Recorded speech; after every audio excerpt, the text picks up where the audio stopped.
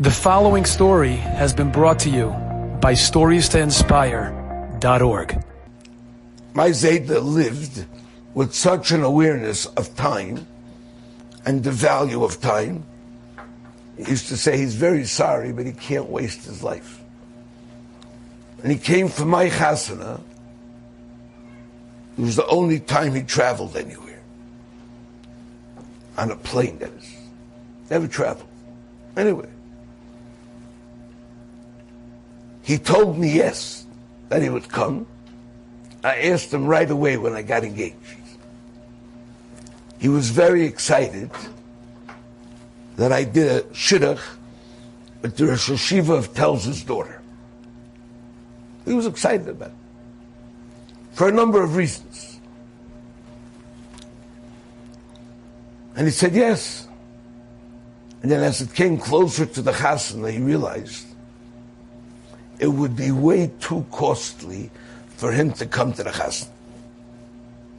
It would mean giving up an entire day of his life. From when the time he left, to when the time he came back, it would be very costly for him. And he couldn't afford it.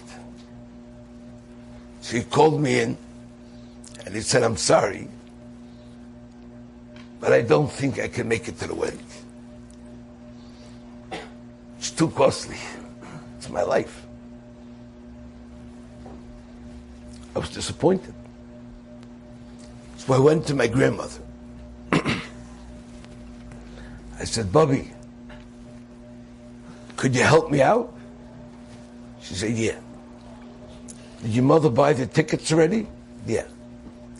Go tell him that your mother already purchased the tickets.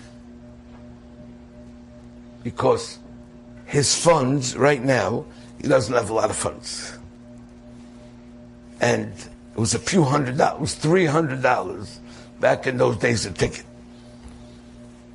And I said, then he'll come.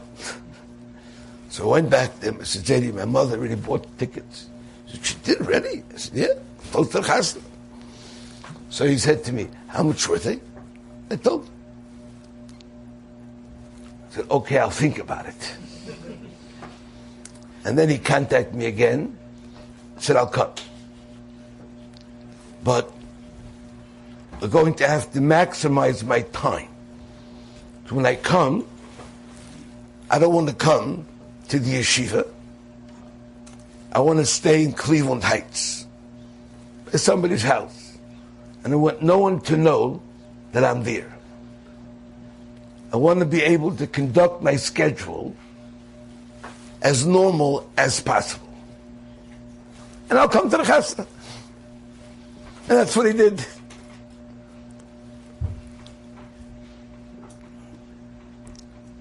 He did come to the yeshiva because the chuppah was in the yeshiva. And I remember he had great respect for Telz.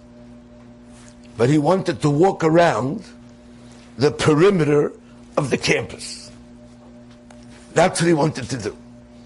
Told me to show him where it starts.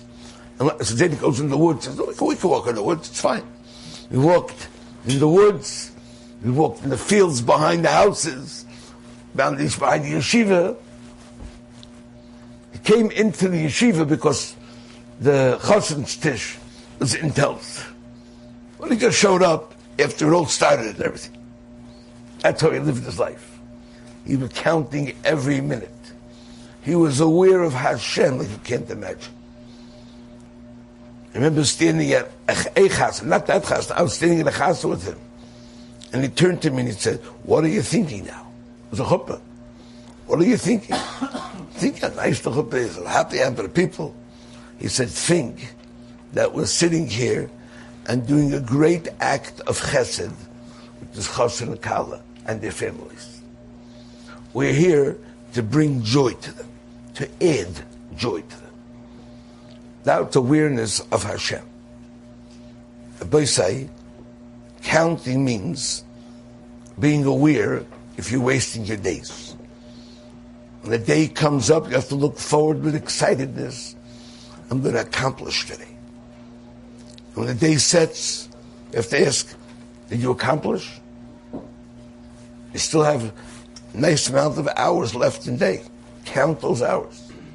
That's why Hashem breaks it down into units of hours. Everything. This chadashim of units. Every Rosh Chodesh, it says Zman Kapore.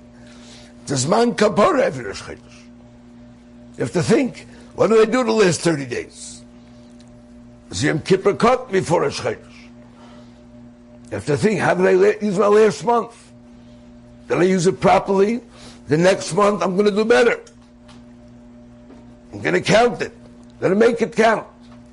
And if a person does that, and is called fulfilling the mitzvah of Sphira the way Hashem intended.